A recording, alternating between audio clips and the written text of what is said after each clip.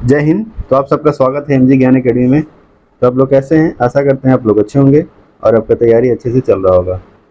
तो आइए आज हम लोग ज्ञान रोशन आनंद सर का बिहार दरोगा का जो वीकली टेस्ट होता है साप्ताहिक, उनका टेस्ट नंबर 28 को देखेंगे, ठीक है। और फुल डिस्कशन के साथ देखेंगे, ठीक है। तो आइए स्टार्ट करते हैं। पहला क्वेश्चन क्या कहता है कि रूब अल खाली मरुस्थल किस देश में है? रूब अल खाली मरुस्थल किस देश में है? ईरान, चीन, सऊदी अरब, इराक। इसका जो आंसर होगा वो क्या होगा? सऊदी अरब होगा, यानी फर्स्ट का सी हो जाएगा, ठीक है। और यह मरुस्थल आपको दक्षिण पूर्व अरब प्रायद्वीप में है, ठीक है। और विश्व का सबसे बड़ा बालू निर्मित मरुभूमि क्षेत्र है, ठीक है। और यहाँ पे क्या बोलते हैं, निवास विहीन क्षेत्र है। निवास यानी रहने का जगह, निवास माने, निवास का मतलब क्या होता है कि लोग वहाँ पे रहते हैं, लेकिन क्या कर रहा है कि निवास विहीन क्षेत्र है, यानी निवास विहीन यानी वहाँ पे लोग रहते नहीं हैं, ठीक है। कौन सा मरुस्थल? रूब अल खाली मरुस्थल। सेकंड है नियामगिरी पहाड़ी किस राज्य में है? उड़ीसा, केरल, पश्चिम बंगाल, गुजरात। दो का क्या होगा? दो का हो जाएगा ए, उड़ीसा। यानी नियामगिरी पहाड़ जो है पहाड़ी किस राज्य में है? तो उड़ीसा में है। और उड़ीसा जो है आपको भारत के क्या बोलते हैं, दक्षिण पश्चिम भाग में है। नियामगिरी पहाड़ी आपको भारत के उड़ीसा राज्य के दक्षिण पश्चिम भाग में है, जो कालाहारी जिले और रायगढ़ जिले में स्थित है, ठीक है।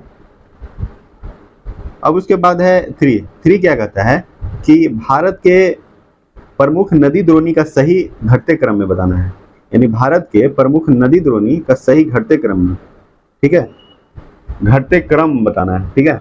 यानी जो कहने का मतलब जो सबसे बड़ा होगा, घटते क्रम का मतलब क्या हुआ? जो सबसे बड़ा होगा उसको पहले लिखना है, जो छोटा होगा मतलब उसके क्रम के अनुसार लिखते जाना है। यानी कहने का मतलब क्या हुआ कि अवरोही क्रम। आरोही का मतलब क्या होता है? बढ़ते क्रम, यानी छोटा से बड़ा। अवरोही मतलब घटते क्रम, तो घटते क्रम कह रहा है कि प्रमुख नदी द्रोणी का सही घटते क्रम क्या होगा। सबसे पहले तो ये समझेंगे कि नदी द्रोणी का मतलब क्या होता है।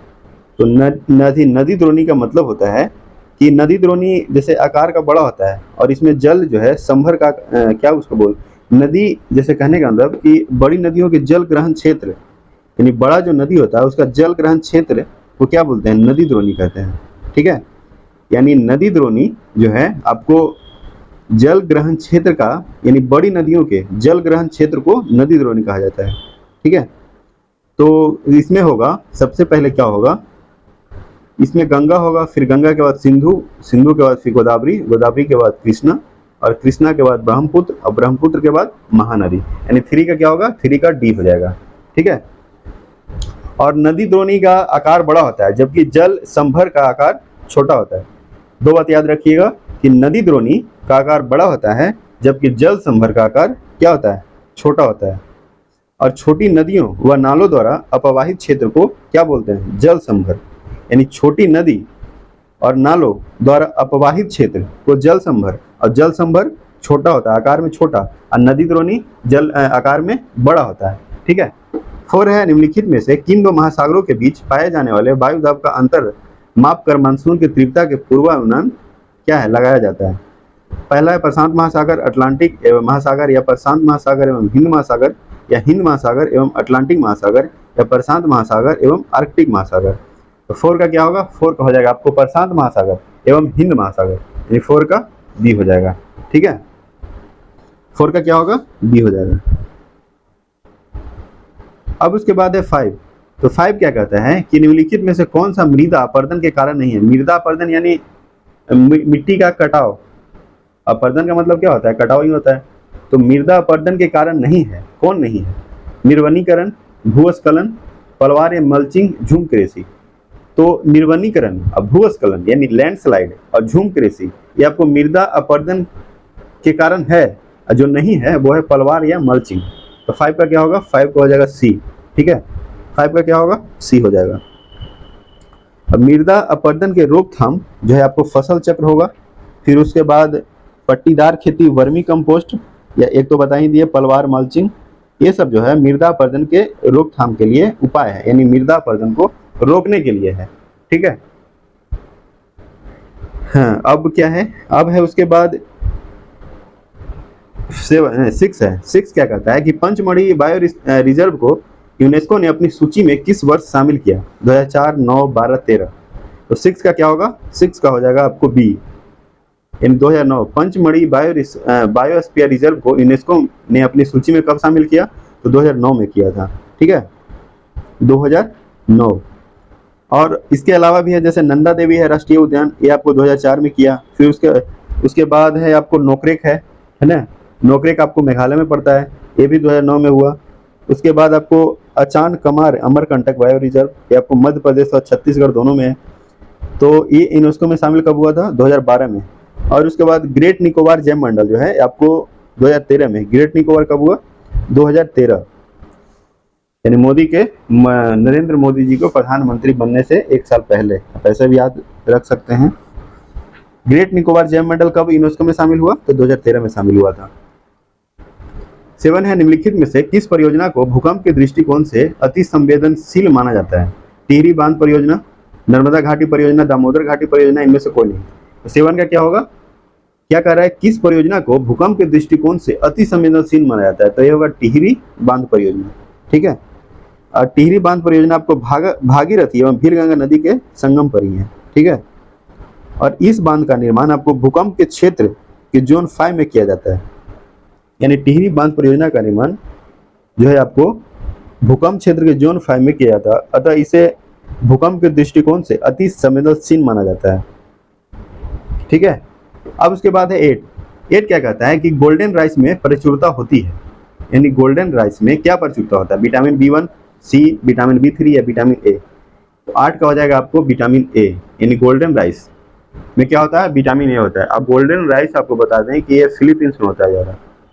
गोल्डन राइस, अगर क्वेश्चन आपसे पूछा जाए कि गोल्डन राइस कहाँ होता है, तो गोल्डन राइस आपको फिलीपींस, ठीक है, फिलीपींस। और फिलीपींस का राजधानी क्या है? मनीला। क्या है? मनीला। अब उसके बाद है 9 है, अनंतपुर स्वर्ण उत्पादक क्षेत्र किस राज्य में है? कर्नाटक, आंध्र प्रदेश, मध्य प्रदेश या झारखंड? तो अनंतपुर स्वर्ण उत्पादक क्षेत्र आपको आंध्र प्रदेश में है। लेकिन एक और क्वेश्चन आपसे पूछा जाए कि भारत में सबसे ज्यादा सोना कहाँ उत्पन्न किया जाता है, तो हो जाएगा कहाँ? कर्नाटक हो जाएगा। ठीक है, सोना। और चांदी पूछेगा तो चांदी आपको राजस्थान, और हीरा हो जाएगा मध्य प्रदेश। ठीक है, तो ये 3 बात याद रखिएगा, क्योंकि ये चीज जो है आपको एग्जाम में पूछा गया है और पूछा भी जाएगा। फर्स्ट क्या बताए कि इस भारत में सबसे ज्यादा सोना कहाँ उत्पन्न होता है? कर्नाटक में। सेकंड क्या बताए कि चांदी, तो चांदी कहाँ होता है? राजस्थान। थर्ड क्या बताए? हीरा होता है आपको मध्य प्रदेश। ठीक है, मध्य प्रदेश। लेकिन यहाँ क्वेश्चन क्या था कि अनंतपुर स्वर्ण उत्पादक क्षेत्र किस राज्य में है? तो आंध्र प्रदेश में है। ठीक है, अब उसके बाद है 10 है, भारत के सौर ऊर्जा उत्पादक राज्यों का सही अवरोही क्रम बताना है। सही अवरोही क्रम बताना। ठीक है, तमिलनाडु, राजस्थान, कर्नाटक, तेलंगाना, आंध्र प्रदेश। तो इसमें जो होगा, इसमें क्या होगा? इसमें आपको सबसे पहले हो जाएगा कर्नाटक, कर्नाटक के बाद हो जाएगा आपको तेलंगाना, तेलंगाना के बाद राजस्थान, यानी कर्नाटक, तेलंगाना, ठीक है, फिर राजस्थान, राजस्थान के बाद आपको आंध्र प्रदेश, और लास्ट में क्या होगा? तमिलनाडु हो जाएगा। ठीक है, तो इसके अनुसार क्या होगा? 10 का सी हो जाएगा, 10 का सी। और यह जो है आपको 2018 में जो बिहार एसआई का एग्जाम हुआ था, तो इस टाइप का क्वेश्चन पूछा गया था। ठीक है, अब उसके बाद है 11 क्या कहता है कि कोंकण रेलवे की सर्वाधिक लंबाई किस राज्य में है? महाराष्ट्र, कर्नाटक, गोवा, केरल। तो कोंकण रेलवे की सर्वाधिक लंबाई जो है आपको महाराष्ट्र में है। कहाँ है? महाराष्ट्र में। और महाराष्ट्र के बाद आपको कर्नाटक और गोवा में है। यानी कोंकण रेलवे की सर्वाधिक लंबाई किस राज्य में है? तो महाराष्ट्र में है। और महाराष्ट्र के बाद कहाँ है? तो ए जो है आपको गोवा और कर्नाटक। तो 11 का क्या होगा? 11 का ए हो जाएगा। अब उसके बाद 12, तो 12 क्या कहता है कि 2011 की जनगणना के अनुसार अनुसूचित जाति का जनसंख्या प्रतिशत कितना है? यानी 2011 की जनगणना जब हुआ था, 2011 के बाद तो अभी तक कोई जनगणना नहीं हुआ है, क्योंकि 10 साल बाद जनगणना होता है। लेकिन 2021 में क्या था? लॉकडाउन था, उसके वजह से नहीं हो पाया। तो 2011 के जनगणना के अनुसार अनुसूचित जाति यानी SC, शेड्यूल कास्ट, अनुसूचित जाति का जनसंख्या प्रतिशत कितना था? 8.6, 16.6, 14.6 या 15.6। 12 का क्या होगा? 12 का हो जाएगा आपको 16.6। यानी 2011 की जनगणना के अनुसार कितना था अनुसूचित जाति का जनसंख्या प्रतिशत, तो 16.6 था। ठीक है, एक बात और बता दें कि 2011 का जनसंख्या से जितना भी इंपॉर्टेंट क्वेश्चन बनता है वो सब आप ये ध्यान रखिएगा। ये ध्यान रखना है मतलब याद रखना है, क्योंकि 2011 के जनगणना से क्वेश्चन आपको पूछा ही जाता है बिहार एसआई में।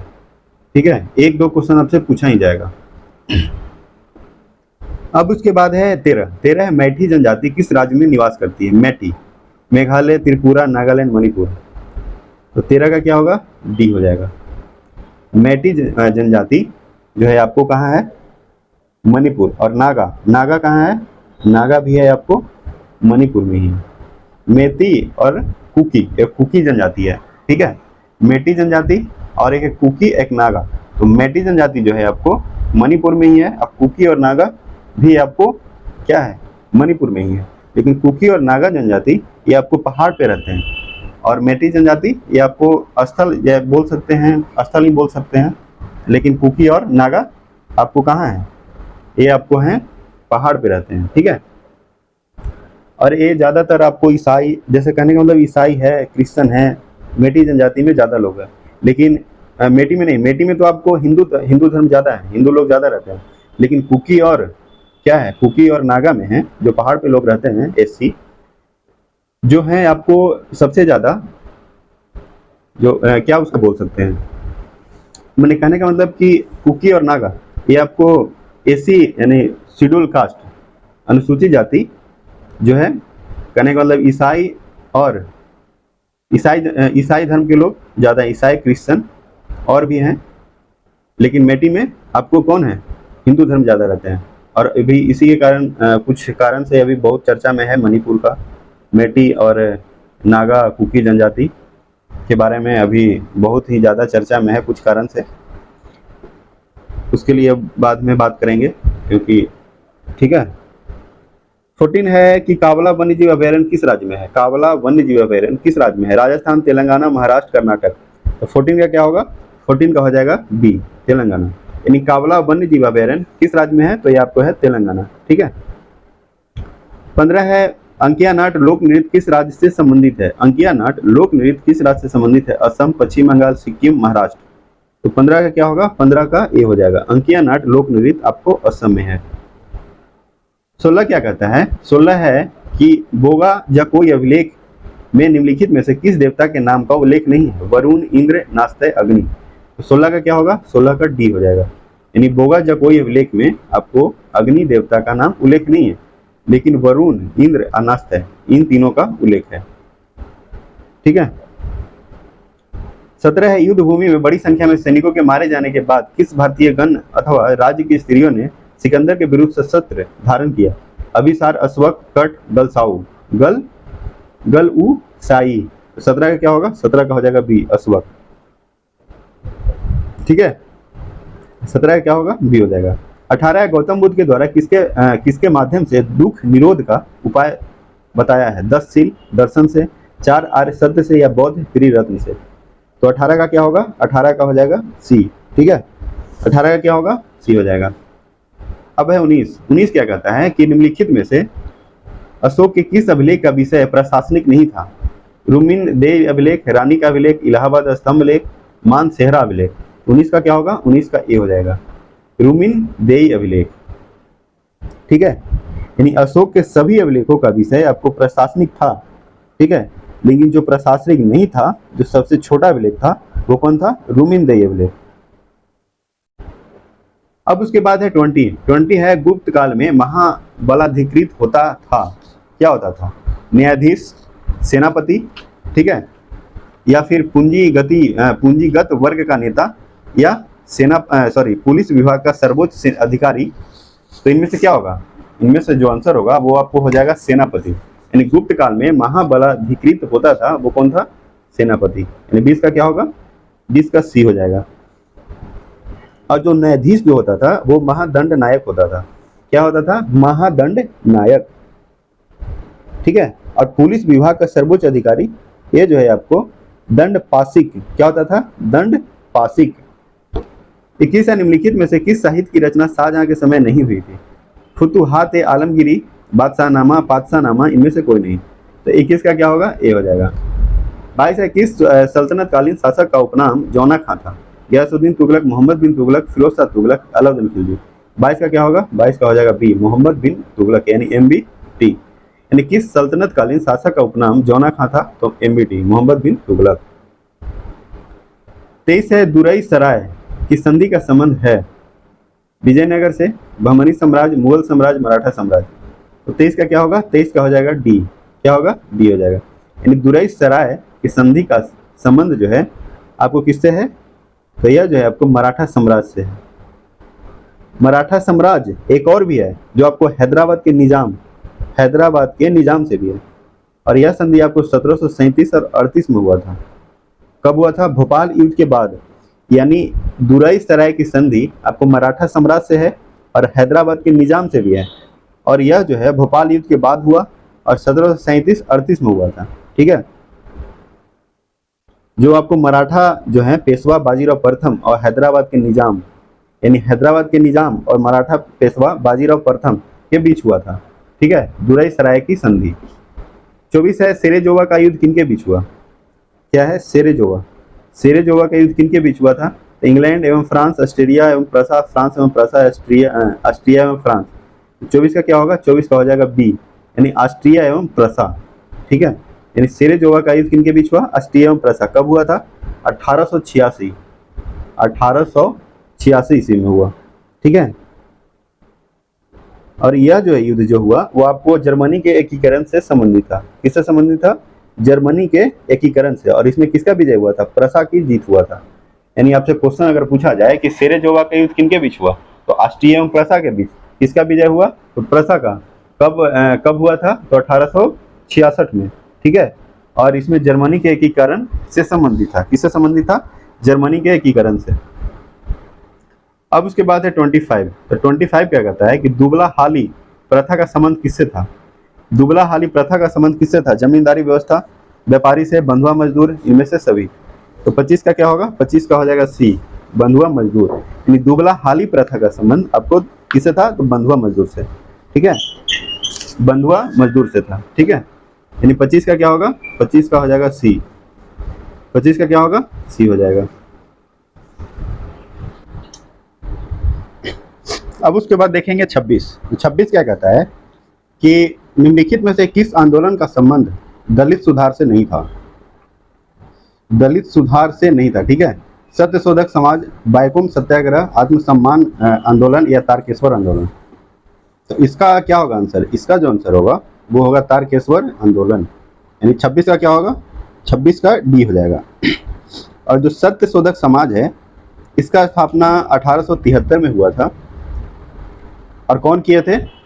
ज्योतिबा फुले। ठीक है, और यह जो क्वेश्चन है आपको 2019 का बिहार SI का PT में पूछा हुआ क्वेश्चन है। ठीक है, कि सत्यशोधक समाज के संस्थापक कौन थे?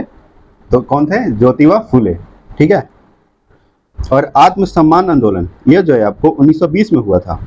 और इनका संस्थापक कौन है? EV रामास्वामी नायकर। ठीक है, और तारकेश्वर जो है, तारकेश्वर आंदोलन यह हुआ था 1924 में। कब हुआ था? 1924। ठीक है।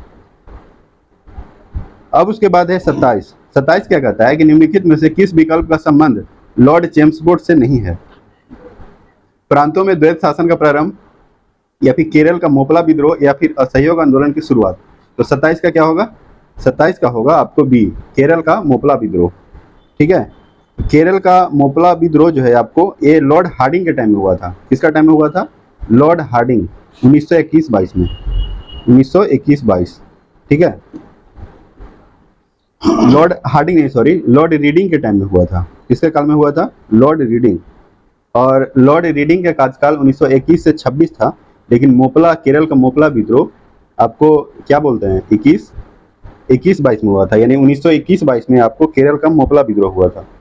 ठीक है, यानी इसका जो नहीं होगा वो क्या होगा? केरल का मोपला विद्रोह। और लॉर्ड चेम्सफोर्ड जो है इसका कार्यकाल 1916 से 21 था। कब था? 1916 से 21। और असहयोग आंदोलन 1 अगस्त 1920। ठीक है, 28 क्या है? 28 कहता है कि निम्नलिखित में से कौन सा विकल्प सत्य है, यानी कौन सा सही है। एक तरफ है क्या, एक तरफ है आपको समाचार पत्र और दूसरी तरफ क्या है, संस्थापक। सोम प्रकाश, द्वारकनाथ विद्याभूषण या समाचार दर्पण गिरीश चंद्र घोष या स्वदेश मित्रम वीर राघवाचारी बंग दर्शन दादा भाई नौरोजी। तो 28 का क्या होगा? 28 का हो जाएगा आपको सोम प्रकाश द्वारकानाथ विद्याभूषण, आपको सही है। बाकी ये तीनों क्या है, गलत है। समाचार दर्पण का जो है आपको क्या था क्वेश्चन कि कौन सा विकल्प सत्य है, तो कौन सा है, समाचार दर्पण। क्या है, गिरीश चंद्र घोष। और सोम प्रकाश का कौन है, यह जो है आपको द्वारकानाथ विद्याभूषण। ठीक है। अब उसके बाद है 29 है, कांग्रेस के किस अधिवेशन के दौरान कांग्रेस में दूसरा विभाजन हुआ? 1907 सूरत, 1918 विशेष अधि बम्बई, 1918 दिल्ली या 1908 मद्रास। तो 29 का क्या होगा? 29 का हो जाएगा बी, 1918 विशेष अधिवेशन की तरह बम्बई में हुआ था। यानी कांग्रेस के किस अधिवेशन के दौरान दूसरा विभाजन हुआ था? तो 1918 में, और पहला हुआ था 1907 में सूरत में हुआ था। ठीक है। अब उसके बाद है 30 क्या कहता है कि स्वतंत्रता आंदोलन के दौरान शाही नौसेना विद्रोही 18 से 23 फरवरी 1946 को आत्मसमर्पण का सलाह किस भारतीय राजनेता द्वारा किया गया? तो मोहम्मद अली जिन्ना, महात्मा गांधी, सरदार पटेल या ए और सी दोनों। तो इसका जो आंसर होगा वो ए और सी होगा, यानी मोहम्मद अली जिन्ना और सरदार वल्लभ भाई पटेल। 30 का क्या होगा? 30 का हो जाएगा डी। 31 है, निम्नलिखित में से किस अधिनियम के तहत केंद्रीय विधान परिषद में सरकारी सदस्यों के बहुमत की व्यवस्था रखी गई? तो प्रांतीय विधान परिषद में गैर सरकारी सदस्यों के बहुमत की व्यवस्था किया गया था। इसका आंसर क्या होगा? इसका आंसर हो जाएगा आपको मार्ले मिंटो सुधार 1909। ठीक है, क्या होगा? मार्ले मिंटो सुधार 1909 और मॉन्टेग्यू चेम्सफोर्ड 1919 में सही है। और भारत शासन अधिनियम 1935, यानी भारत शासन अधिनियम 1935 से क्या हुआ था? इसमें म्यांमार को भारत से अलग किया गया था। अगर क्वेश्चन पूछा जाए कि कौन सा भारत शासन अधिनियम से म्यांमार को भारत से अलग किया गया था, तो भारत शासन अधिनियम 1935। ठीक है। अब उसके बाद है 32 क्या कहता है कि मंत्रिमंडलीय प्रणाली किस देश के संविधान से ग्रहण किया गया? मंत्रिमंडलीय, अमेरिका, कनाडा, ऑस्ट्रेलिया, ब्रिटेन। तो 32 का क्या होगा? 32 का हो जाएगा सी, ब्रिटेन। मंत्रिमंडलीय क्या होगा? ब्रिटेन हो जाएगा। मौलिक अधिकार कहाँ से लिया गया है? तो अमेरिका से। कनाडा, इसमें राज्यपाल की नियुक्ति जो है आपको कनाडा से ही लिया गया है। और ऑस्ट्रेलिया से आपको संवर्ती सूची जो है आपको कहाँ से लिया गया है? ऑस्ट्रेलिया के संविधान से लिया गया है।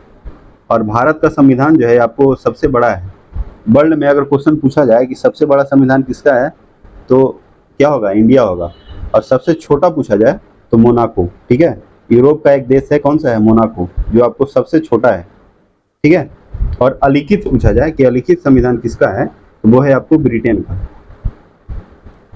33 है, निम्नलिखित में से कौन सा संघात्मक शासन प्रणाली के लक्षण नहीं है? लिखित संविधान, लोकसभा तथा राज्यसभा का अस्तित्व, स्वतंत्र न्यायपालिका, केंद्र में राज्य के बीच शक्ति का स्पष्ट विभाजन। तो 33 का क्या होगा? 33 का हो जाएगा बी, लोकसभा तथा राज्यसभा का अस्तित्व। 34 है, किस संविधान संशोधन के तहत पंजाब को विभाजित कर हरियाणा का निर्माण किया गया? 14, 16, 18 या 21। तो 34 का क्या होगा? 34 का हो जाएगा सी, 18। यानी 18वां संविधान संशोधन 1966 में पंजाब को विभाजित करके हरियाणा राज्य तथा चंडीगढ़ संघ राज्य का क्षेत्र का नाम दिया गया।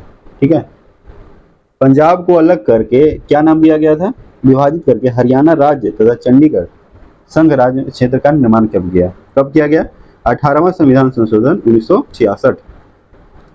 35 है, भारतीय राष्ट्रीय ध्वज के रंगों और उसके मध्य में चक्र के महत्व का यथेष्ट वर्णन किसके द्वारा किया गया?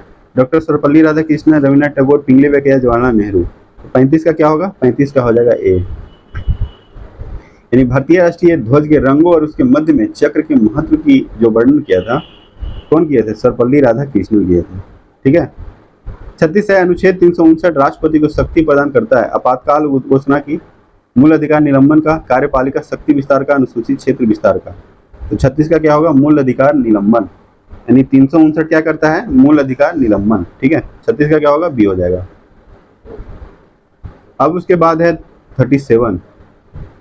तो 37 क्या कहता है कि आश्रय का अधिकार किस अनुच्छेद के अंतर्गत मौलिक अधिकार है? 19, 14, 21 इनमें से कोई नहीं। तो 37 का क्या होगा, 37 का हो जाएगा सी, आश्रय का अधिकार, जो अनुच्छेद जो है आपको 21 में है। 38 है, निम्नलिखित में से भारत के संविधान किसमें पर्यावरण संरक्षण एवं संवर्धन तथा वन व वन्य जीव की रक्षा के प्रावधान निहित है? राज्य के नीति निर्देशक तत्व, मूल कर्तव्य, ए और बी दोनों, उपरोक्त में से कोई नहीं। इसमें जो होगा ए और बी दोनों हो जाएगा। ये राज्य के नीति निर्देशक तत्व और मूल कर्तव्य। तो मूल कर्तव्य आपको रसिया से लिया गया है, तो मौलिक कर्तव्य भी कितना है 11, और राज्य के नीति निर्देशक तत्व ये आपको आयरलैंड से, ठीक है, जिसको आयरिश भी बोलते हैं, आयरलैंड। आयरलैंड कहाँ से लिया था, ये लिया था आपको फ्रांस से, ठीक है। 39 है, निम्नलिखित में से कौन सा राष्ट्रपति के निर्वाचक मंडल का हिस्सा नहीं है? दिल्ली और पुदुचेरी विधानसभा के निर्वाचित सदस्य, या फिर संसद के सभी निर्वाचित सदस्य, जम्मू कश्मीर विधानसभा के निर्वाचित सदस्य, या इनमें से कोई नहीं। तो 39 का क्या होगा, 39 का हो जाएगा सी, जम्मू कश्मीर विधानसभा के निर्वाचित सदस्य।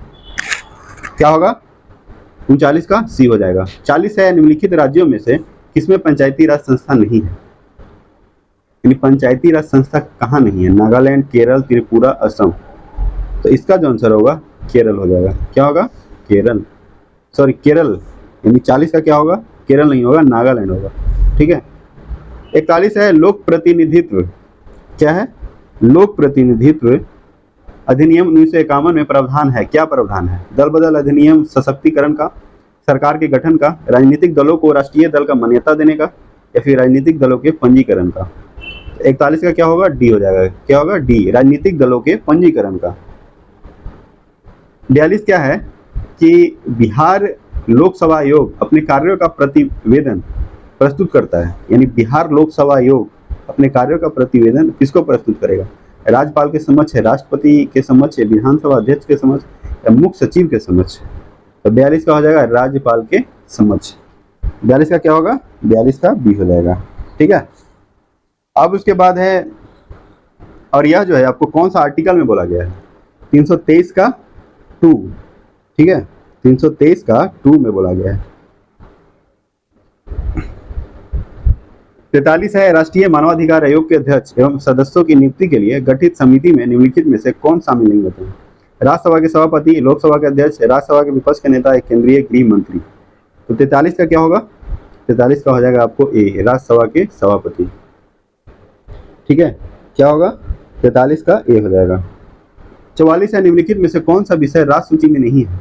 कृषि, जेल, सिंचाई, सुरक्षा। राज्य सूची में नहीं है, ठीक है। तो इसका जो आंसर होगा वो क्या होगा, सुरक्षा, ठीक है। क्या होगा, सुरक्षा हो जाएगा, क्योंकि सुरक्षा जो है आपको संघ सूची, क्या है, संघ सूची से है। स से सुरक्षा हो गया और स से संघ सूची। यानी 44 का क्या होगा, डी हो जाएगा। यानी कौन सा विषय राज्य सूची में नहीं है तो सुरक्षा होगा। बाद बाकी सिंचाई, कृषि, जेल क्या है, ये सब राज्य सूची से है। 45 है, निम्नलिखित में से कौन सा पदाधिकारी महान्यायवादी के समकक्ष पद धारण करता है? उच्च न्यायालय के मुख्य न्यायाधीश, कैबिनेट सचिव, नीति आयोग के सदस्य, उपाध्यक्ष नीति आयोग। 45 का क्या होगा, तो 45 का हो जाएगा आपको बी, कैबिनेट सचिव, ठीक है। क्या होगा, कैबिनेट सचिव हो जाएगा। और कैबिनेट सचिव अभी कौन है, यह है आपको राजीव गौबा, याद रखिएगा। क्या है, कैबिनेट सचिव राजीव गौबा। क्या है, पद धारण करता है। यानी क्या क्वेश्चन पूछ रहा था कि कौन सा पदाधिकारी महान्यायवादी के समकक्ष पद धारण करता है, तो कौन है, कैबिनेट सचिव। इसका रैंक वरीयता क्या है, कैबिनेट सचिव का 11, महान्यायवादी का भी 11 है, और उपाध्यक्ष, नीति आयोग का उपाध्यक्ष ये इसका है 7, और सदस्य नीति आयोग के सदस्य का है 10, और उच्च न्यायालय के मुख्य न्यायाधीश का है 14। क्या है, 14, यानी हाई कोर्ट के चीफ जस्टिस। अभी अगर आपसे पूछा जाए कि पटना हाई कोर्ट का चीफ जस्टिस कौन है, तो ये आपको विनोद चंद्रन। कौन है, विनोद चंद्रन। और सुप्रीम कोर्ट का चीफ जस्टिस है अभी कौन है, DY चंद्रचूड़, ठीक है। कौन नंबर के हैं, 50वें नंबर के। यानी 50वें नंबर के सुप्रीम कोर्ट के चीफ जस्टिस कौन है, तो DY चंद्रचूड़, ठीक है। अब उसके बाद है 46 है, रोहिंटन बारिया ट्रॉफी का संबंध किस खेल से है? Football, hockey, cricket, badminton. तो इसका जो होगा क्रिकेट होगा। यानी रोहिंटन बैरिया ट्रॉफी किससे है, तो क्रिकेट से है, ठीक है। 47 है, हिंदी साहित्य के लिए पहला ज्ञानपीठ पुरस्कार किसे दिया गया? रामधारी सिंह दिनकर, सुमित्रा नंदन पंत, महादेवी वर्मा, अज्ञेय। तो 47 का क्या होगा? बी हो जाएगा, सुमित्रा नंदन पंत। हिंदी साहित्य के लिए पहला ज्ञानपीठ पुरस्कार किसे दिया गया? तो सुमित्रा नंदन पंत को दिया गया। कब दिया गया था? तो यह जो है आपको 1968 में। कब दिया गया? 1968। यानी हिंदी साहित्य के लिए पहला ज्ञानपीठ पुरस्कार सुमित्रा नंदन पंत को 1968 में दिया गया, यानी इसरो की स्थापना से 1 साल पहले। 48 क्या कहता है कि निम्नलिखित में से किस पंचवर्षीय योजना का मुख्य उद्देश्य अर्थव्यवस्था के संतुलित विकास की प्रक्रिया आरंभ करना था? प्रथम, द्वितीय, चतुर्थ, षष्टम। तो 48 का क्या होगा? ए हो जाएगा, प्रथम। 49 है साधन लागत में निम्नलिखित में से क्या शामिल नहीं किया जाता है? इस साधन लागत में क्या शामिल नहीं किया जाता है वो बताना है। अनुदान, सरकार को भुगतान कर, ठीक है, या राष्ट्रीय है, इनमें से कोई नहीं। तो 49 का क्या होगा? 49 का हो जाएगा आपको बी, सरकार को भुगतान कर। 49 का क्या होगा? बी हो जाएगा। 50 है विनिवेश। क्या है विनिवेश? क्या है? यह जो है आपको सरकारी क्षेत्र में सरकारी हिस्सेदारी घटाना, यानी विनिवेश का मतलब क्या होता है? सरकारी क्षेत्र यानी गवर्नमेंट एरिया में सरकारी हिस्सेदारी को घटाना, उसको क्या बोलते हैं? विनिवेश बोलते हैं। यानी 50 का क्या होगा? बी हो जाएगा। 51 है निम्नलिखित में से कौन एक प्राथमिक प्रदूषक नहीं है? NH3, CO2, CO, DDT। तो प्राथमिक प्रदूषक नहीं है जो वो कौन होगा? यह है आपको NH3। NH3 का सूत्र क्या होता है? NH3 तो ऑलरेडी सूत्र ही है। किसका होता है? अमोनिया का होता है। अमोनिया का क्या होता है? NH3। CO2 हो गया carbon dioxide, CO carbon monoxide. तो प्राथमिक प्रदूषक नहीं है वो कौन है? NH3 है, ठीक है। 52 है बायोस्फीयर रिजर्व का संबंध। बायोस्फीयर रिजर्व का सबसे संरक्षित क्षेत्र कौन सा होता है जहां मानव गतिविधि वर्जित होता है? पेरिफेरल क्षेत्र, क्रोड क्षेत्र, बफर क्षेत्र या नेचुरल क्षेत्र। तो 52 का क्या होगा? बी हो जाएगा, क्रोड क्षेत्र। 52 का क्या होगा? बी हो जाएगा। 53 है किसी पारिस्थितिकी तंत्र में ऊर्जा का पिरामिड बनेगा, यानी ऊर्जा का, एनर्जी का पिरामिड कैसा बनेगा? हमेशा उल्टा, हमेशा सीधा, उल्टा सीधा, इनमें से कोई नहीं। तो इसका जो आंसर होगा, यानी ऊर्जा का पिरामिड आपको हमेशा सही बनता है। क्या बनता है? हमेशा सीधा बनता है। 54 है निम्नलिखित में से कौन सा बातें डार्विनवाद सिद्धांत का नहीं है? विभिन्नता की सर्वव्यापकता या फिर योग्यतम की जीविता, अस्तित्व के लिए संघर्ष या उपर्जित लक्षणों की वंशागति।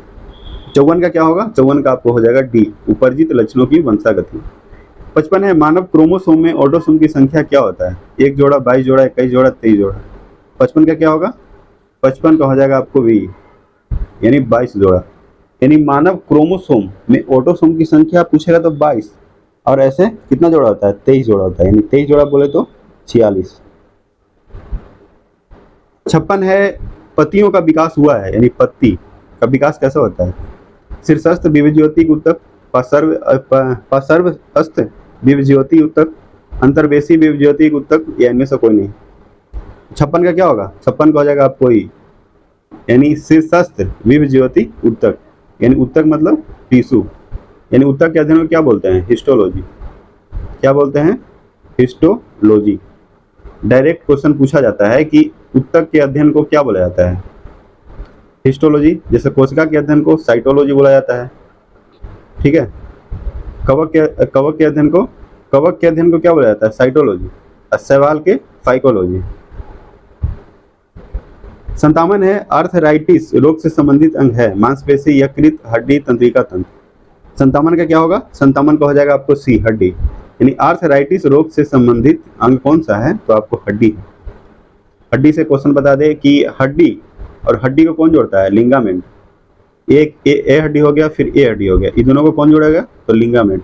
और हड्डी और मांसपेशी को टेंडम, ठीक है, टेंडम। हड्डी और मांसपेशी को कौन जोड़ता है? टेंडम जोड़ता है। 58 है सीमेन के निर्माण के लिए उत्तरदायी कौन सा है? प्रोस्टेट ग्लैंड, कॉपर ग्रंथि, शुक्राणु, इनमें से सभी। तो 58 का क्या होगा? 58 का हो जाएगा आपको इनमें से सभी। क्या होगा? सभी, यानी ऑल ऑफ दीज। सीमेन के निर्माण के लिए आपको कॉपर ग्रंथि है, शुक्राणु भी है, प्रोस्टेट ग्लैंड भी है। 59 है निम्नलिखित में से कौन विकल्प विषम है? यानी कौन सा विकल्प विषम है, यानी इन चारों में से कौन सा अलग है वो बताना है। समुद्री घोड़ा, समुद्री खीरा, मेढक, बंदर। तो इसमें जो अलग है वो है समुद्री खीरा। 60 क्या है? 60 है निम्नलिखित में से कौन सा नाइट्रोजन स्थिति कारक जीवाणु नहीं है?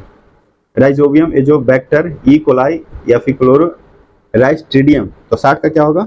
60 का आपको हो जाएगा सी। क्या होगा? सी हो जाएगा। अब उसके बाद है 61। इनमें सबसे छोटा कौन सा है? टेराबाइट, पेटाबाइट, एक्साबाइट या गीगाबाइट? तो इसका जो आंसर होगा गीगाबाइट होगा। क्या होगा? गीगाबाइट यानी जीबी। टेराबाइट, पेटाबाइट, एक्साबाइट ये सब बड़ा है, लेकिन गीगाबाइट इन तीनों से छोटा है। ठीक है, 61 का क्या होगा? डी हो जाएगा। टेराबाइट का मतलब होता है 10 की पावर 12 जी, पेटाबाइट 10 की पावर 15 और एक्साबाइट 10 की पावर 18 और गीगा 10 की पावर 19। 62, यदि कोई वस्तु एक सरल रेखा में एक समान वेग से गति करती है तो उसका विस्थापन समय ग्राफ एक सरल रेखा होता है, तो इसके ढाल यानी स्लोप से क्या होगा? विस्थापन यानी डिस्प्लेसमेंट, चाल यानी स्पीड, वेग यानी वेलोसिटी या फिर इनमें से सभी यानी ऑल ऑफ दीज। तो 62 का क्या होगा? 62 का हो जाएगा आपको बी, स्पीड हो जाएगा। और स्पीड का क्या होता है सूत्र? डिस्टेंस बटा टाइम, चाल बराबर दूरी बटा समय होता है। 63 है कि किसी पिंड का वेग 3 गुना करने पर उस पर लगने वाला अभिकेंद्री बल क्या होगा? 3 गुना, 1 गुना 1/2 या 6 गुना या 9 गुना? 63 का क्या है? डी, 9 गुना। ठीक है। 64 क्या है? 64 है आपको कि त्रिभुजाकार ठोस में गुरुत्व केंद्र की स्थिति क्या होती है? माध्यिकाओं का कटान बिंदु, विकर्णों का कटान बिंदु, आधार का कटान बिंदु, ऊंचाई का कटान बिंदु। 64 का क्या होगा? ये हो जाएगा माध्यिकाओं का कटान बिंदु, यानी त्रिभुजाकार ठोस में गुरुत्व केंद्र की स्थिति क्या होगा? माध्यिकाओं का कटान बिंदु। 65 है असंजक बल यानी एडहेसिव फोर्स लगता है, किसमें लगता है? एक ही पदार्थ के अणुओं के मध्य या फिर दो भिन्न पदार्थ के अणुओं के मध्य या फिर दोनों। तो 65 का क्या होगा? बी हो जाएगा, यानी एडहेसिव फोर्स असंजक बल दो भिन्न पदार्थ के अणु के बीच होता है। यानी दो भिन्न पदार्थ रहेगा तभी होगा, एक पदार्थ रहेगा तो उससे असंजक बल नहीं होगा। ठीक है, इसके लिए क्या है? दो भिन्न पदार्थ का अणुओं को जरूरत है, तभी आपको असंजक बल लगेगा। 66 है कि ध्वनि की चाल गैसों के घनत्व अथवा अनुभार की होती है। वर्ग के व्युत्क्रमानुपाती, वर्ग के वर्गमूल के समानुपाती, वर्गमूल के व्युत्क्रमानुपाती या फिर वर्ग के समानुपाती।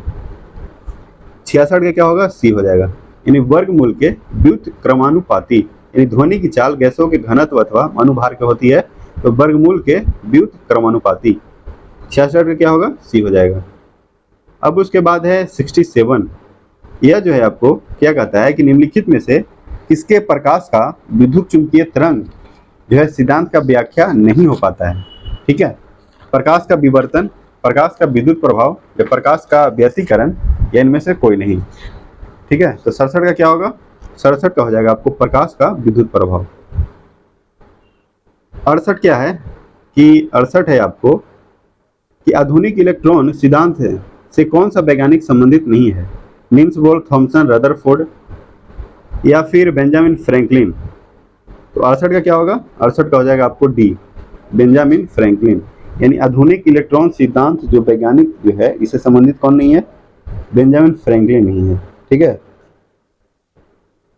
यह जो है आपको धनात्मक और ऋणात्मक आवेश के खोज से संबंधित है। 69 है ओम के नियम के अनुसार कौन सा राशि स्थिर है? तो स्थिर होता है दाब, विभवांतर, ताप, विद्युत धारा। 69 का क्या होगा? सी हो जाएगा, ताप।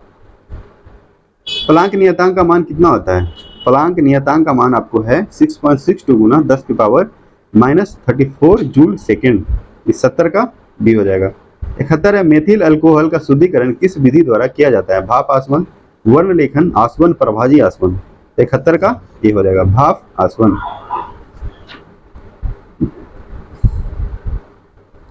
72 है कि बोर ब्यूटी योजना के अनुसार किसी परमाणु की विभिन्न कक्षाओं में चक्कर लगाने वाले इलेक्ट्रॉन की अधिकतम संख्या कितनी होती है? 2n, 2n square, n square, 3n square. तो इसका जो आंसर होगा 2n स्क्वायर हो जाएगा, 72 का बी हो जाएगा। 73 एनीमिया रोग ज्ञात करने में उपयोग होता है? रेडियो सक्रिय सोडियम या फिर रेडियो सक्रिय फास्फोरस या फिर रेडियो सक्रिय लोहा या फिर रेडियो सक्रिय आयोडीन। तो एनीमिया रोग ज्ञात करने में प्रयोग किसका होता है? तो यह जो है रेडियो सक्रिय लोहा। उसके बाद है 74, Ca++ का परमाणु संख्या कितना होगा। Ca+, देखिए कैल्शियम का क्या होता है, कैल्शियम जो है आपको इसका परमाणु संख्या 20 होता है, लेकिन इसमें 2++ है। 2++ करने का मतलब कि 2 जो है धनात्मक को निकल गया, तो कितना बचा 18, यानी 2 अगर 20 में से 2 निकलेगा तो क्या बचेगा 18 होगा। तो Ca++ का परमाणु संख्या कितना होगा 18 हो जाएगा, यानी 2 को क्या है इलेक्ट्रॉन त्याग किया है। ठीक है। 75 है आपको कि क्षार फिनोल्फ्थेलिन को किस रंग में परिवर्तित करता है। क्षार जो है फिनोल्फ्थेलिन को किस रंग में परिवर्तित करता है, तो यह जो देखिए फिनोल्फ्थेलिन है, इसका मतलब है कि लाल लिटमस पत्र, इसका मतलब क्या होता है लाल लिटमस पत्र। ठीक है, लाल लिटमस पत्र, यानी क्षार जो है लाल लिटमस पत्र को किस रंग में करता है, तो यह आपको नीला में करता है। यानी 75 का क्या होगा, 75 का हो जाएगा आपको बी हो जाएगा। ठीक है। 76 निम्नलिखित में से कौन सा संरचना सूत्र प्रोपेन का है। प्रोपेन, मीथ, ईथ, प्रोप, प्रोप का कितना होता है C3, लेकिन क्या बोल रहा है प्रोपेन यानी एल्केन, यानी C3H8 हमको देखना है। 3 कार्बन और हाइड्रोजन कितना 8, तो इसमें देखिए क्या होगा, इसमें जो है आपको डी हो जाएगा। ठीक है। 77 है गैल्वेनीकरण में किस धातु पर जस्ता का परत चढ़ाया जाता है। मैग्नीज, लोहा, क्रोमियम, कॉपर, तो इसका क्या होगा लोहा हो जाएगा। यानी गैल्वेनीकरण में किसी धातु पर जस्ता का परत चढ़ाया जाता है तब वो है लोहा है। और लोहा में जंग लगेगा तो उसका भार क्या होगा, बढ़ेगा या घटेगा। लोहा में अगर जंग लगेगा तो इसका जो है वजन बढ़ जाएगा। ठीक है, ना कि घटेगा। 78 है कि एजुराइट किस धातु का अयस्क है। एजुराइट, ठीक है, एल्यूमिनियम, टीन, कॉपर, जिंक, तो एजुराइट है आपको कॉपर का, क्या है कॉपर का है, यानी 78 का सी हो जाएगा। और इसका सूत्र होता है 2CuCO3 या फिर Cu इंटू CuOH2, यानी 2CuCO3 इंटू CuOH2। 79 है कृत्रिम विधि द्वारा, देखिए 2 बार द्वारा हो गया है, एक इसको काट देते हैं। कृत्रिम विधि द्वारा नाइट्रोजन का यौगिकीकरण किस विधि द्वारा होता है। हैबर विधि, एचिसन विधि या बर्कलेट आइड विधि, ए तथा सी दोनों। तो 79 का क्या होगा डी हो जाएगा, ए तथा सी दोनों, हैबर विधि और बर्कलेट आइड विधि। 80 सीमेंट के संगठन में सर्वाधिक मात्रा में उपस्थित होता है। CaO, SiO2, Al2O3, Fe2O3, यानी 80 का क्या होगा, 80 का हो जाएगा ए, CaO कैल्शियम ऑक्साइड। 80 का क्या होगा ए हो जाएगा। अब उसके बाद है 81 क्या कहता है कि हाल ही में किस राज्य की रामनगर भंटा को 2023 का GI टैग मिला है। जम्मू कश्मीर, हिमाचल, उत्तर प्रदेश या मध्य प्रदेश, तो इसका जो आंसर होगा उत्तर प्रदेश हो जाएगा। और उत्तर प्रदेश का भी CM कौन है, योगी आदित्यनाथ। 82 हाल ही में किस राज्य में ऑरेंज फेस्टिवल 2023 मनाया गया। मणिपुर, नागालैंड, असम, मिजोरम, तो 82 का क्या होगा, 82 का हो जाएगा आपको बी, नागालैंड। और नागालैंड का CM कौन है, कोनार्ड संगमा, और इसका राजधानी कहाँ है, कोहिमा। ठीक है, यानी किस राज्य में ऑरेंज फेस्टिवल मनाया गया है, तो नागालैंड। और नागालैंड में आपको हॉर्नबिल फेस्टिवल भी मनाया जाता है, हॉर्नबिल फेस्टिवल। ठीक है, तो इसका आंसर क्या होगा, 82 का बी हो जाएगा। 83 है निम्नलिखित में से कौन सा विकल्प सही नहीं है, यानी कौन सा सही नहीं है, यानी वो बताना है। जन निगरानी EYDI, तो हमको तो लग रहा है यही गलत है। 83 का क्या होगा, जन निगरानी यानी EYDI। ठीक है, EYDI नहीं होगा। जन निगरानी पोर्टल आपको जम्मू कश्मीर सरकार द्वारा जारी किया जाता है, यानी जन निगरानी आपको जम्मू कश्मीर यानी JK, जम्मू कश्मीर सरकार द्वारा क्या किया जाता है, आयोजित किया जाता है। और EYDI ये आपको है आधार कार्ड का है, आधार कार्ड का है। और अभी EYDI के अध्यक्ष कौन है, तो सौरभ गर्ग। कौन है, सौरभ गर्ग। और आधार कार्ड में जो अंक होता है वो कितने नंबर का होता है, 12, यानी 12 अंकों का आधार कार्ड नंबर होता है। ठीक है। 74 है 7वां अजय वॉरियर 2023 युद्धाभ्यास किन 2 देशों के मध्य संपन्न हुआ। Bharat France, Bharat Japan, Bharat UK, Bharat America. 84 का क्या होगा, 84 का हो जाएगा आपको सी, भारत और UK, यानी अजय वॉरियर आपको भारत और UK के बीच हुआ था। ठीक है। 85 हाल ही में जनवरी 2023 में जल संरक्षण पर प्रथम अखिल भारतीय शिखर सम्मेलन का आयोजन कहाँ किया गया? इंदौर, नई दिल्ली, अहमदाबाद, बेंगलुरु। तो 85 का क्या होगा? 85 का हो जाएगा बी, नई दिल्ली। और नई दिल्ली जो है आपको भारत की राजधानी जो है नई दिल्ली, ये आपको पहले क्या था? कलकत्ता था। और कलकत्ता से नई दिल्ली कब किया गया? 1912। अब ये वाला डेट भी याद रखिएगा कि भारत की राजधानी कलकत्ता से नई दिल्ली कब किया गया? तो 1912 में। हूबहू क्वेश्चन पूछा जाता है, ठीक है। 86 है, हाल ही में एनआईए एवं ईडी द्वारा पॉपुलर फ्रंट ऑफ इंडिया यानी पीएफआई के विरुद्ध देश में हिस्सा फैलाने एवं टेरर फंडिंग के लिए छापामारी के लिए कौन सा आंदोलन चलाएगा? Operation alert, operation Meghchakra, operation octopus, operation Dost. तो 86 का क्या होगा? 86 का हो जाएगा सी, ऑपरेशन ऑक्टोपस, ठीक है। और ऑपरेशन अलर्ट जो है आपको बीएसएफ द्वारा चलाया गया था भारत और पाकिस्तान सीमा पर सुरक्षा बढ़ाने के लिए। और ऑपरेशन मेघचक्र आपको सीबीआई जो है चाइल्ड पोर्नोग्राफी सर्कुलेट करने वाले लोगों को पता लगाने के लिए operation Meghchakra. Operation alert BSF द्वारा भारत पाकिस्तान सीमा पर सुरक्षा बढ़ाने के लिए।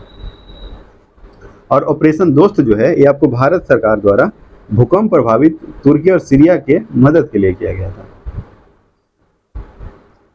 87 है, वैश्विक आतंकवाद सूचकांक 2023 में प्रथम स्थान अफगानिस्तान को प्राप्त हुआ है। इसमें भारत का स्थान क्या है? 10वां, 13, 8वां या 42वां? तो 87 का क्या होगा? 87 का हो जाएगा आपको बी, 13वां।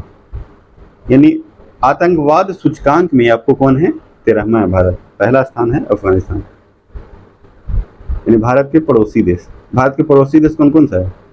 पाकिस्तान, अफगानिस्तान, चाइना, ठीक है, म्यांमार, बांग्लादेश, श्रीलंका, मालदीव। 88 हाल ही में दक्ष नामक नई सुपटेक पहल की शुरुआत किसके द्वारा किया गया? HDFC, Odisha, SBI, RBI bank, RBI द्वारा। तो 88 का क्या होगा? 88 का हो जाएगा आपको डी, आरबीआई द्वारा। यानी दक्ष नामक नई सुपटेक पहल की शुरुआत आपको आरबीआई यानी रिजर्व बैंक ऑफ इंडिया यानी बैंकों का बैंक यानी बैंकों को बाप किसको बोला जाता है? आरबीआई को बोला जाता है, ठीक है। और इसका हेडक्वार्टर आपको मुंबई में है। और अभी जो है आरबीआई का कौन है? ये है आपको शक्तिकांत दास, ठीक है। कौन है? शक्तिकांत दास। 89 हाल ही में कौन सा भारतीय संस्था ने हेलीकॉप्टर से प्रक्षेपित सैंड मिसाइल का सफल परीक्षण किया? डीआरडीओ, आईएएफ, इसरो या एआरबी दोनों? तो 89 का क्या होगा? ए और बी दोनों, यानी डीआरडीओ और आईएएफ दोनों।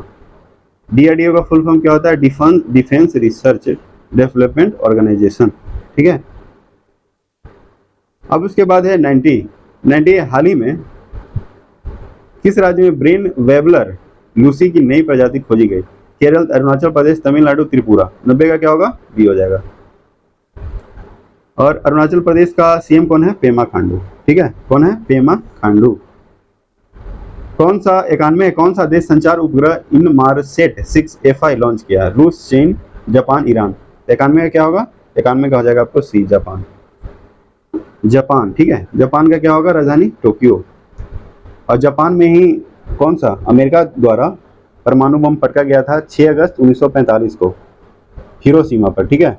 और नागासाकी पर 3 दिन बाद ही यानी 9 अगस्त 1945 को आपको नागासाकी पर बम फेंका गया था। किसके द्वारा? अमेरिका के द्वारा। और जापान का एक अपना बम बनाया था, परमाणु बम, फुकुशिमा बम बनाया था, वो अपने आप डिस्ट्रॉयड हो गया था इसी से ही। 92 क्या है? 92 है आपको कि विश्व वन्य जीव दिवस किस तिथि को मनाया जाता है? 3 फरवरी, 28 मार्च, 3 मार्च या 31 मार्च? विश्व वन्य जीव दिवस। तो 92 का क्या होगा? इसका हो जाएगा आपको 3 मार्च। 93 हाल ही में अप्रैल 2023 में यूरोपीय देशों के साथ नॉर्थ सी समिट का आयोजन कहाँ किया गया? Belgium, Pennsylvania, Japan, France. तो 93 का क्या होगा? इसका हो जाएगा आपको ये बेल्जियम। 94 है, मराठा उद्योग रत्न 2023 पुरस्कार किसे मिला? प्रियासु राजावत, नीलेश सांवरे, मनोज सिन्हा, किरण नादर। इसका जो आंसर होगा नीलेश सांवरे, यानी मराठा उद्योग रत्न 2023 पुरस्कार नीलेश सांवरे को मिला। 95 है, हाल ही में किसने अपना पहला ऑस्ट्रेलियाई ग्रैंड प्रिक्स जीता है? Charles Leclerc, Lewis Hamilton, max Verstappen, इनमें से कोई नहीं। तो इसका जो आंसर होगा वो होगा मैक्स वर्स्टैपन, यानी पहला ऑस्ट्रेलियाई ग्रैंड प्रिक्स कौन जीता है? तो मैक्स वर्स्टैपन जीता है, ठीक है। 96 मैथ है, तो मैथ का आंसर बता देते हैं, नहीं बनेगा तो कमेंट कीजिएगा, ठीक है। लेकिन आप लोगों का कमेंट आता नहीं है। 96 का क्या होगा? 96 का हो जाएगा सी, 9 आवर। 97 क्या होगा? आपको इसका आंसर क्या होगा? इसका जो आंसर होगा ये हो जाएगा 10 वर्ष। देखिए इसमें क्या कर रहा है कि पिता और उसके पुत्र की वर्तमान आयु 4:1 और 5 वर्ष पहले उनकी आयु का अनुपात इतना था। तो इसका क्या होगा आंसर? इसका आंसर हो जाएगा 10 वर्ष। कैसे होगा? पिता और पुत्र की वर्तमान आयु का अनुपात 4:1। तो पिता का है 4 और पुत्र का कितना है? 1, यानी 4x और x मान लेंगे। 5 वर्ष पहले बोल रहा है, तो 4x - 5 और x - 5 बराबर 7/1 कर देंगे, ठीक है। x का मान आ जाएगा, तो x का मान पुत्र का है, वही हो जाएगा आंसर उसका। 98 का क्या होगा? 98 का हो जाएगा, क्या होगा? 98 का हो जाएगा d, 98 का d यानी 22.5 किलोमीटर। 99 का क्या होगा? 99 का हो जाएगा आपको b, 102। और आज का लास्ट क्वेश्चन का आंसर क्या होगा? 100 का हो जाएगा बी, यानी गुजराती, उर्दू, हिंदी, तमिल और तेलुगु, ठीक है। तो चलिए आज के लिए इतना ही। जय हिंद, जय भारत। जो इस चैनल पे नए हैं वो प्लीज़ चैनल को सब्सक्राइब कर लें और वीडियो अच्छा लगे तो वीडियो को लाइक करें, ठीक है। चलिए, जय हिंद, जय भारत, जय बिहार। धन्यवाद।